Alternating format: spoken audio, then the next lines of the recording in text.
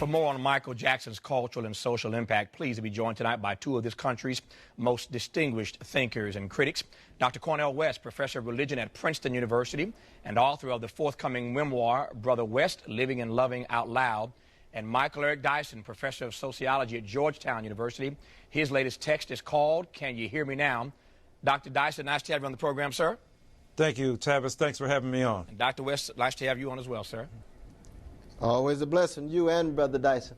Dr. Dyson, let me start with you. I'm wondering whether or not you think it is possible in this moment, so close to Michael's passing, to be able to properly contextualize what his cultural impact has been, or is it going to take some time? Well, obviously, it's going to take time to properly assess the magnitude of his contribution, the depth of his genius, and the global impact that he's had, though I suspect that we can immediately take note of what that means. They say journalism is the first, if you will, draft of history. Historians from 20, 25 years from now will begin to properly and adequately assess his impact on the music itself. But I think there's no question that Michael Jackson was the foremost entertainer of his generation, perhaps of all time, arguably, taking the skills of a Sammy Davis Jr., bringing together the street dance of African-American urban culture, joining them to the politics of dance of Fred Astaire and Gene Kelly on that sphere alone. And then what he did with his voice in two careers, essentially divided between his childhood, when he's a young man of 8 and 9 and 10 years old, coming to maturity in, if you will, Gary, Indiana, out of the black working class, fomenting one of the most powerful musical careers of any group in the aftermath of the civil rights movement, and then with that powerful blues-drenched voice, giving, expression to sentiments and emotions that are far older and deeper and more ancient than him. And then in his second career, giving voice to one of the most delicate instruments that expressed a range of emotions, that had a high end in its tenor and falsetto, and surprisingly deep vibrato. So I think that Michael Jackson, just as an entertainer, as a figure who embodies the contradictions of black identity and the possibilities of R&B music in the 70s and 80s, will continue to be one of the most recognized and formidable, human beings that we've ever produced in our tradition. Dr. West, let me pick up on the point that Dr. Dyson makes about the fact, and I'm paraphrasing here, that journalism is, in fact, the first swipe, at least, the first shot one gets at history, at trying to properly contextualize or situate one's place in the world. Let me ask you in a very forthright way. I've got my own beefs, but I want to hear your point. Whether or not you think the media, to Dyson's point, has done a good job of contextualizing Michael Jackson's life and legacy thus far.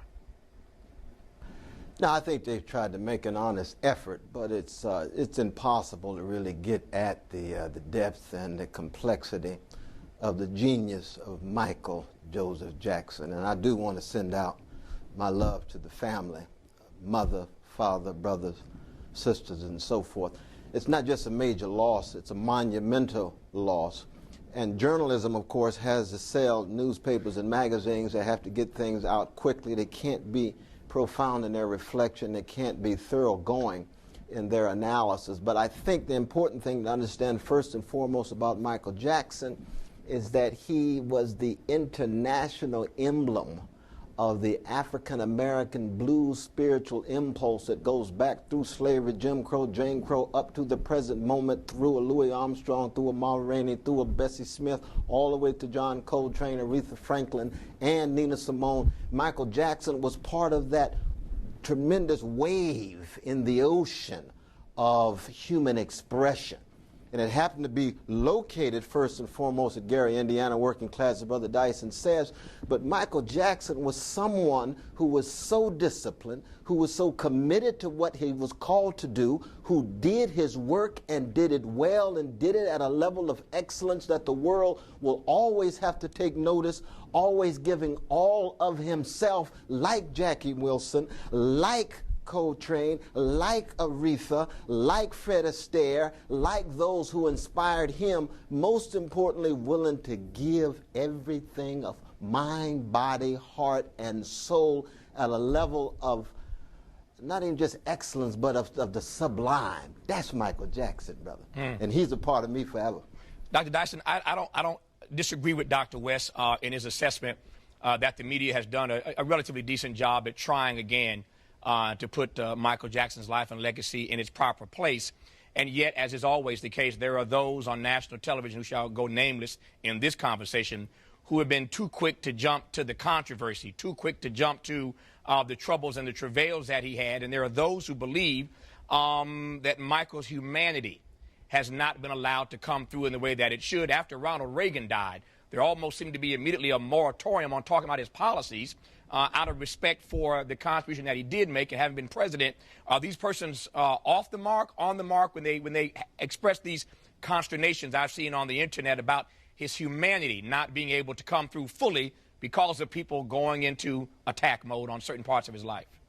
Well, it's a sign of the hopefulness of black people and the democratic possibilities of America that we're even outraged or surprised that the same white supremacist impulse and media that is incapable of acknowledging the fundamental humanity of black people would at this moment acknowledge the central contribution of a person of African descent to the global expression of American culture. So on the one hand, we can't even expect them to do it because Michael Jackson's very existence was in direct contradiction to the very forces that attempted to oppress and suppress the very people that he came from and for which his voice was a monumental proxy. I think that, Tavis, the reality is that to rush to judgment against Michael Jackson, to talk about some of the negative complicating factors of his evolution as a human being and certainly as an artist, is nullified by the overwhelming support that not only African-American people, but people around the globe have shown in the aftermath and in the wake of this monumental grief. Michael Jackson fundamentally altered the terms of the debate about African-American music. Remember, he was a chocolate cherubic-faced genius with an African-American halo. He had an Afro halo. He was a kid who was capable of embodying all of the high possibilities and the deep griefs that besieged the African-American psyche.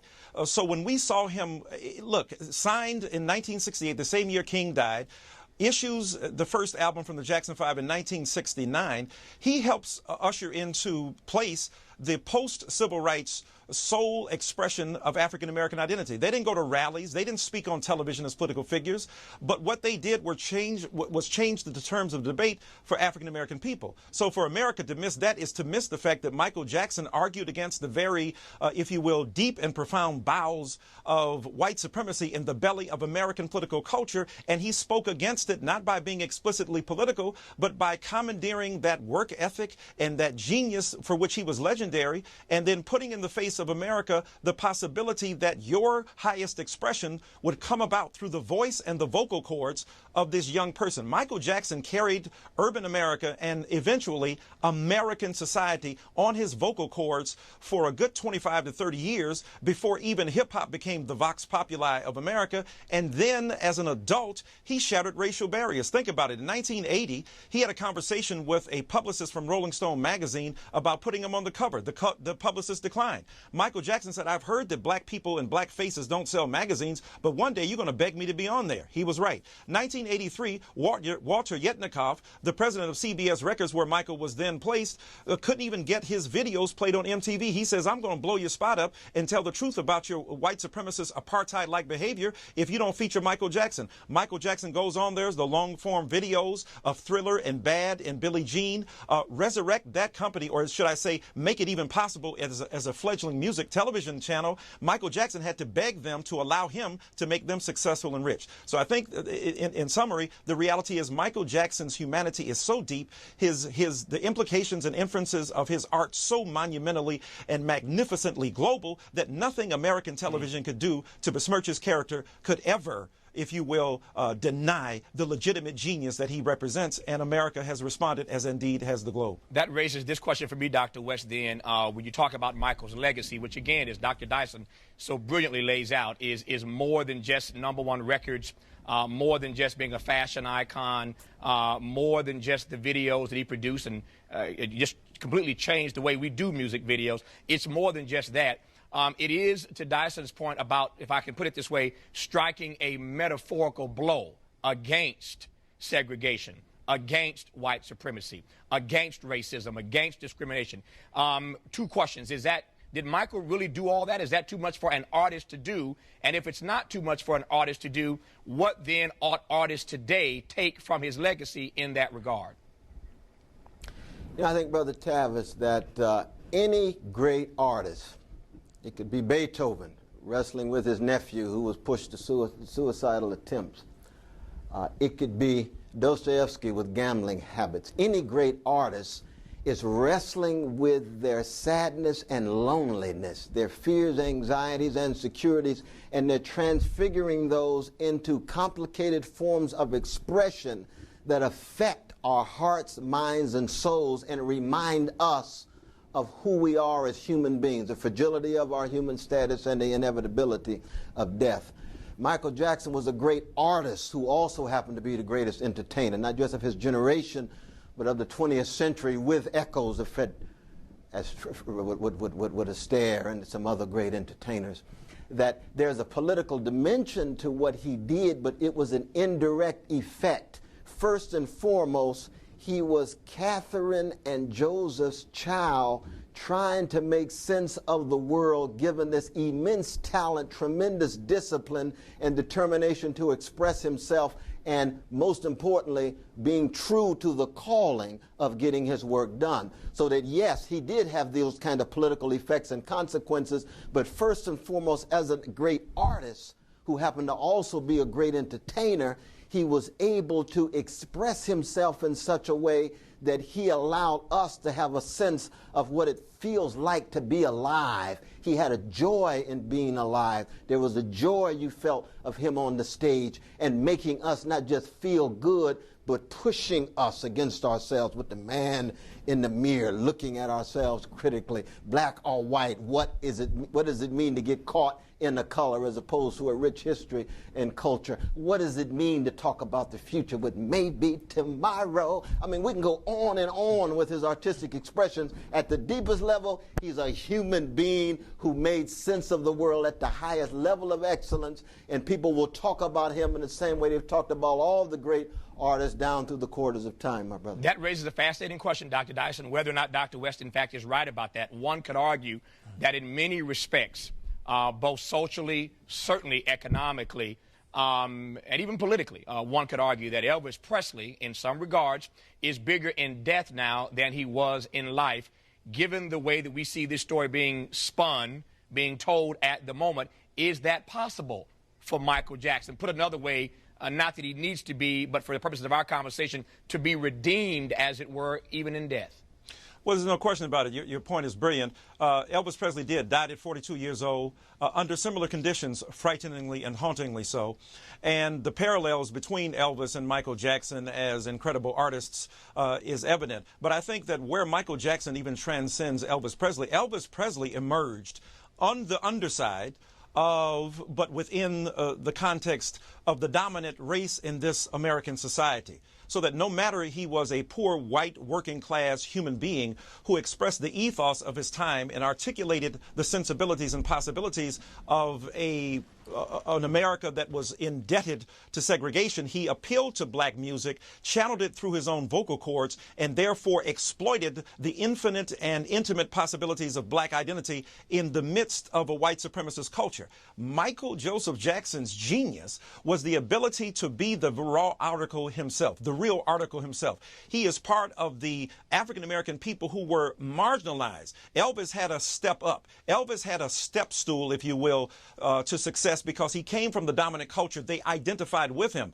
Michael Jackson had to come further and go deeper into the pit of possibility of American democracy and of cultural expression. His music was not seen as an intimate and organic development of American society. As a result of that, he had to challenge the white supremacist barriers that kept him from being even recognized as a human being, number one, and then the art form that was usually commodified by and appropriated by the dominant white culture and then used to its advantage. Michael Jackson already in his music took back the prerogative of expressing an African-American identity by an artist in the 20th century. So that when you see Michael and Elvis on the same track, I think ultimately Michael Jackson begins to moonwalk away from Elvis Presley's wiggle, and he begins to express one of the most profound articulations of human possibility that we've seen in the 20th century. And don't forget, Tavis, here was a man who went through enormous changes. When you saw the movie The Curious Case of Benjamin Button, that was Michael's story writ large. Born as an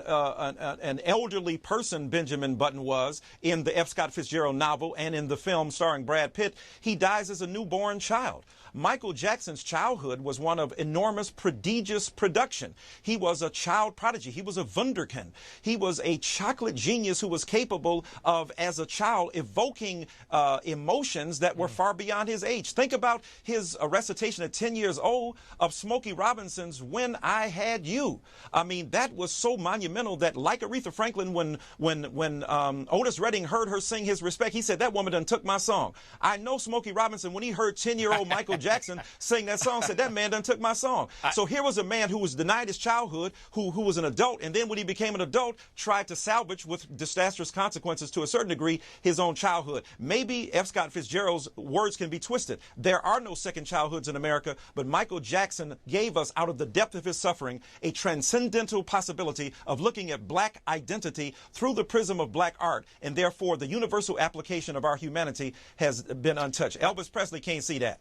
I want to play a clip here from James Ingram on this program, not too long ago, in fact. Then I want to get a response from Dr. West to a particular question I have for him. But first, a clip from the great artist, James Ingram. You know him for so many hits and Grammy Awards in his own right, brought to us, introduced to many of us by the great Quincy Jones, who, of course, worked with Michael Jackson on Thriller and other albums. But James, on this program, not long ago, I asked him what it was like working with Michael when Michael recorded the song P.Y.T., Pretty Young Thing, one of my favorites on the Thriller album, written by James Ingram for Michael Jackson. Here's what James had to say about that recording session. P.Y.T. P.Y.T. Pretty Young Thing. Yeah. Tell you about that song, man. I love it. Well, the thing was, when we went in the studio, right? Right. This is my first time seeing Michael sing, right? And so, I've never seen anybody do this. Right. Michael did this. Yeah. He was like, where did you come from, baby? And ooh, want to take me there right away, want you, baby. Tenderoni, you got to be. Spark my nature, sugar, fly with me. Don't you know now? I said, oh, my God. Everybody I know, we be holding our breath trying to get everything on that microphone. I'm like this. Yamo be there. And so Michael came out sweating and everything. He said, Yeah. Am I singing it right? I said, Michael, you killed it singing it however you want to sing it. So he dancing and singing in the studio. I've never seen nobody in my life, and I've been into a lot of sessions, right? I've never seen nobody. Yeah. Everybody's trying to hold their breath for the mic. Michael don't care. Yeah. No, Michael is the genius that he is, brother. Yeah. So it's a great story, Dr. West and Dr. Dyson, about Michael being the only cat in history that would dance in the studio while he was recording the track for release. What breath control, what a genius he was. Let me ask you, Doc, right quick before my time runs out. You made a point earlier about the joy that Michael Jackson brought to us. And Dr. Dyson takes me in this direction to ask you now whether or not we did not allow him that same joy in his life. What I mean to suggest is we're such fans of his. Every time he walked out the house, whenever he came out to do anything, one could argue that we did not allow him, even at 50, not just to Dyson's point, to have a childhood, but to have a life that he could live out publicly anyway. No, it's very real. I think those who choose to find joy in serving others, those who choose to find their voice, to pursue their vocation, and to act on their vision oftentimes have to sacrifice much, my brother. It's almost like a crucifixion in terms of the cross you have to bear. And we reap the fruits of the resurrection in terms of the power that emanates from his sacrifice. He sacrificed his childhood because he loved us so, and he didn't just entertain us, he sustained us. I can't conceive of myself without Who's Loving You by the young Michael, by I'll Be There, you see. One can go on and on and on. So that in that regard, it's part and parcel of the calling of the great artist, though, brother. I don't know of a great artist who did not sacrifice and thereby have to wrestle with depths of loneliness and sadness. And I pray for all the great artists. I thank God Brother Prince is still around. You know what I mean? Yeah. But at the same time, think of his sacrifice, which, you know, we know not of. But it just goes hand in hand with any of us who are determined to find joy in serving others. Long live the genius, the legacy of Michael Joseph Jackson. There's no one like him. There will never be anyone like him. We shall keep track of his art and his music, even as we pray for his humanity, and most importantly, the living, those who love him, ourselves and his blessed family. Got a minute to go, Dr. Dyson. Is Dr. West, if Dr. West is right, in fact, about the fact that any great artist has to offer up some sacrifice to be the great artist, was it worth it for Michael Jackson? Well, there's no question. I think that he did derive an ultimate sense of joy and satisfaction in what others enjoyed from him that was denied to himself. There's no question that the transcendent art that he created was a means, an instrument, a vehicle for others to experience what he didn't. His own father told him that he teased him that he was ugly. Michael reconstructed his face, deconstructed the African features into a spooky European geography of fleshly possibilities, and yet what we couldn't deny, that even as his face got whiter and whiter, his music got blacker and blacker, his soul got more deeply rooted in the existential agony and the profound social grief that black people are heir to. And what he did was he allowed us, through his voice and his instrument, to see a glimpse of the heaven that he himself was denied. That sacrifice was the ultimate source of redemption that he gave to us. And as Dr. West has said, we celebrate that genius, we thank him for the sacrifice, and we love his soul wherever he resides now in a heavenly place that he gave to us before he left here. Georgetown professor Michael Brother Dyson Dyson and I were blessed to see it together. We saw it together in the Meadowlands. You remember, though, brother? Yes, we did. 1989, brother. Oh, we saw it at the Meadowlands. Ending with Man in the Mirror with the Candles in the Dark. Yeah, we're right there, brother. Never forget right that, there. brother. We're right there. We're right there, man. They are two of America's best social and cultural critics. Michael Eric Dyson, professor at Georgetown. The new book, Can You Hear Me Now? Cornel West, professor at Princeton. His upcoming memoir, Brother West, Living and Loving Out Loud.